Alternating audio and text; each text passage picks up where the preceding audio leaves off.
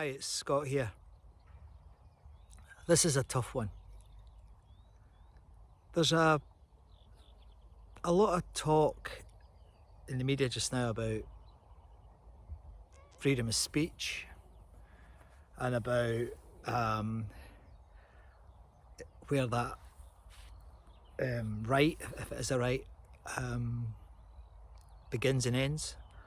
And I find it a difficult one to get my head around. I mean, I historically, for example, being offended by freedom of speech. So where someone says something that you really don't like, and you're offended by it, I have always believed, or at least certainly in my adult life, have always believed that was your problem. So, for example, if I said something that offended your faith, that would be your problem with your faith, not with me.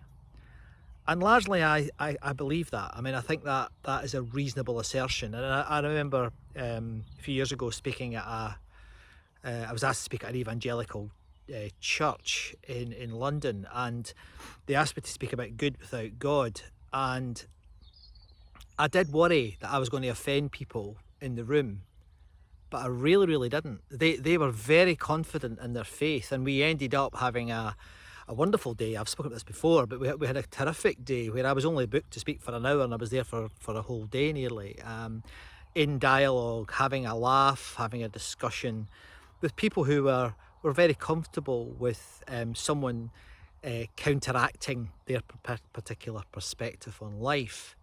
And that's a good thing. That's a learning experience. I mean, I learned a lot that day, and I hope that they did, and certainly they told me they did. So it was a good experience, and neither of us were offended by the other person's perspective. But then I see things in the media about conspiracy theorists. So you've got the 5G link with coronavirus conspiracy theorists. You've got the David Ickes of this world saying things that are loopy, on any rational basis. They're loopy. Now, I maybe can contradict myself here, so let me know what you think. And then I think, well, okay, they've got the right to say that. Now they do, but there's a but. Two things. One is, I think there's a line. So, for example, if I was speaking about child abuse, I'd be shut down. Or if I was speaking about Nazism, I'd be shut down. Maybe not in America, but certainly in most other countries. And that, I don't know how I feel about that. On the other hand, the second part of that, freedom of speech does not equal freedom of reach. So, for example, if someone says something that is particularly abhorrent to the majority of people, do they have the right for that to be on the national news? Do they have the right for that to be all over the social media platforms? Again, I'm unsure, because if you look at some of the things that have happened because of certain things in the media recently, I mean, the best example is Trump and his disinfectant story. But I'm honestly struggling with this. I don't know. I mean, part of me still thinks that we should be able to say what we like.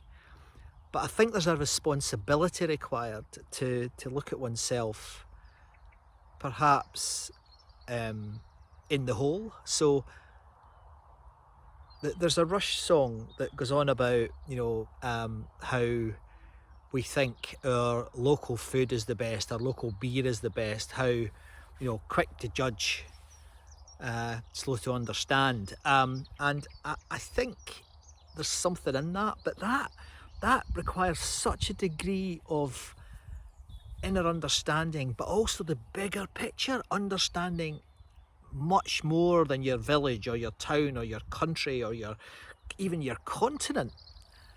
I mean, how many people watching this video actually know what it's like to live in China, to live in Tibet, to live in the Ivory Coast? I mean, we don't. But we judge it.